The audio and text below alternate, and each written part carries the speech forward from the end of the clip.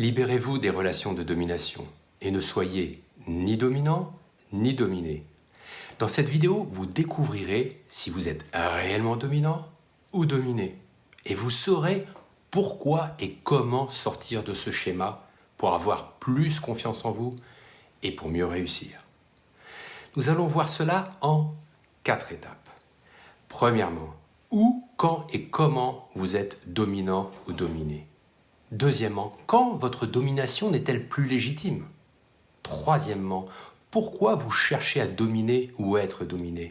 Enfin, quatrièmement, à la fin de la vidéo, nous verrons pourquoi et comment vous avez intérêt à sortir de ce schéma pour avoir une vie plus épanouie, plus heureuse et mieux réussir. Alors, premièrement, où, quand et comment sommes-nous dominants ou dominés?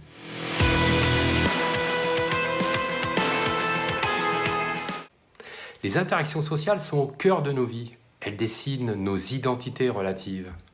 Instinctivement et compulsivement, on s'inscrit les uns et les autres dans un rapport vertical. Alors, où et quand? En permanence, partout, que ce soit en entreprise, en famille, entre amis. Et comment? Que ce soit conscient ou inconscient, nous voulons systématiquement nous situer les uns par rapport aux autres. Nous voulons savoir qui a l'ascendant sur l'autre dans tel ou tel domaine, qui est au-dessus, en somme. Nous avons même tendance à élargir cette domination partielle à une domination plus globale. Un tel est mieux qu'un tel, comme si ce qui était vrai sur un domaine est vrai pour tout. Souvent, il s'agit d'une domination relativement consentie. C'est comme une loi de la jungle bien modernisée. Ça nous ramène d'ailleurs un peu à notre part animale qui est toujours bien présente. Alors, une hiérarchie s'installe et se précise par un ensemble de codes sociaux, tels que la façon de se saluer, d'écouter, de demander, d'accorder, de refuser. Un exemple, le refus. En tant que dominant, vous pouvez refuser d'une façon péremptoire, alors qu'en tant que dominé, vous devez refuser plus subtilement, en vous appuyant sur quelques regrets, avec quelques bonnes excuses. Et puis si vous êtes en Asie, vous avez intérêt à le faire de façon très détournée, et sinon ça pourrait être considéré comme un affront. Deuxièmement, quand est-ce que votre domination n'est plus légitime?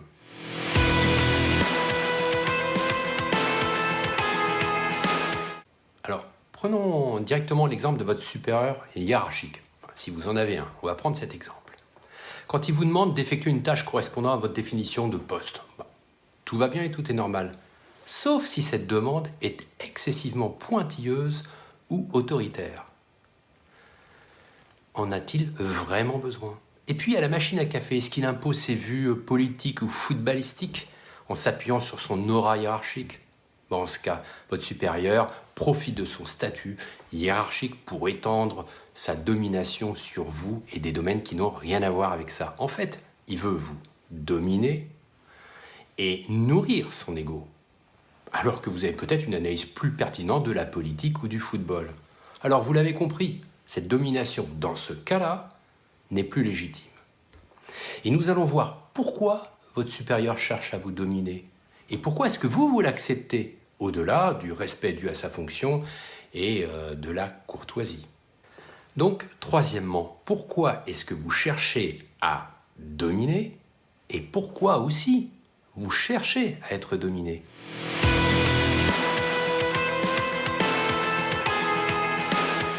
Et dans ce deuxième cas, est-ce que ce n'est pas la recherche d'un protecteur?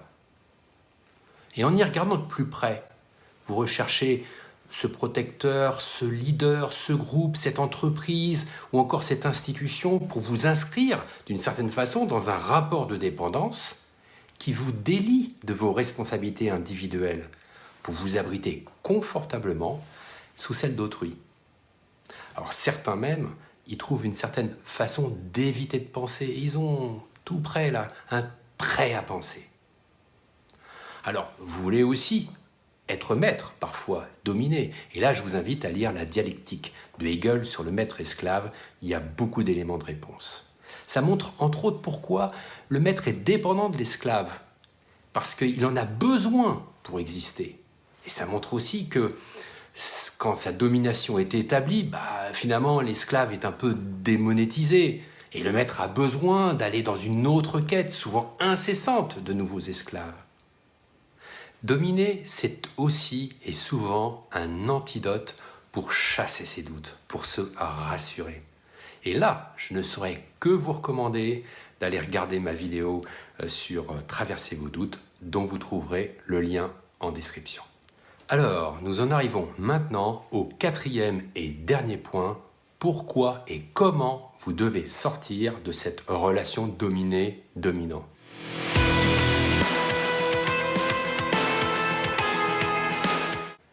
Et c'est là que nous aborderons une des notions les plus profondes et les plus importantes qui soit, celle de l'ego. Alors, quand la domination est pour tout ou partie illégitime, pas légitime, elle vous est néfaste. Que vous soyez dominé ou dominant, c'est aussi simple que ça.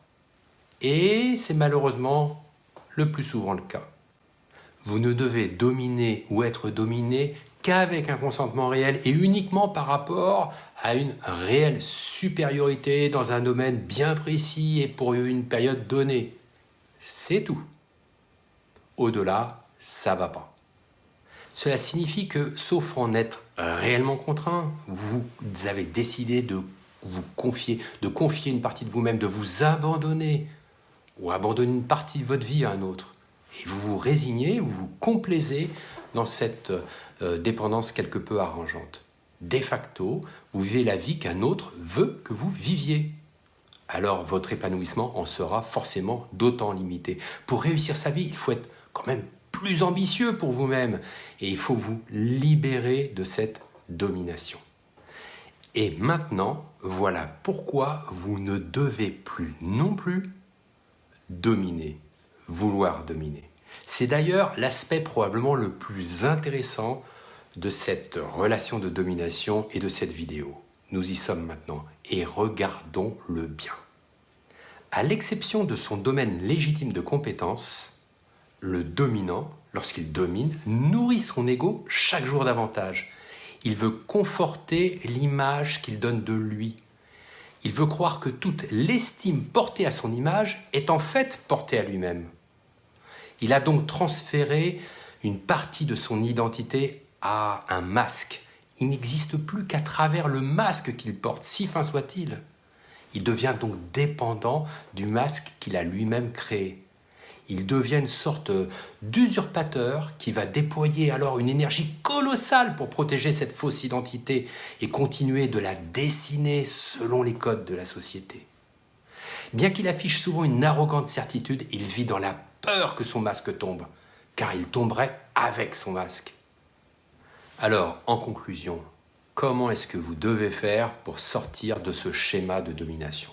Alors, comme on vient de le voir, ce schéma de domination, que vous soyez dominant ou dominé d'ailleurs, il vous empêche d'être libre.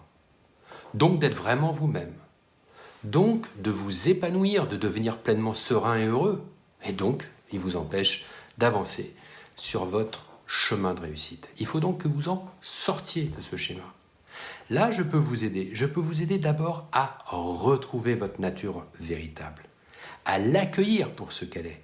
C'est le seul vrai point de départ de l'aventure qu'est votre vie. La seule vie d'ailleurs que vous pouvez vraiment vivre. Alors laissez tomber vos masques et ne prenez pas au sérieux ceux des autres. Ensuite, je peux vous aider à identifier votre talent. Pas celui que les autres voudraient que vous ayez, pas celui qui plaît et déclenche l'admiration. Non, votre vrai talent. Il a de la valeur si vous l'utilisez, si vous le développez. Vous comblerez et vous serez comblé.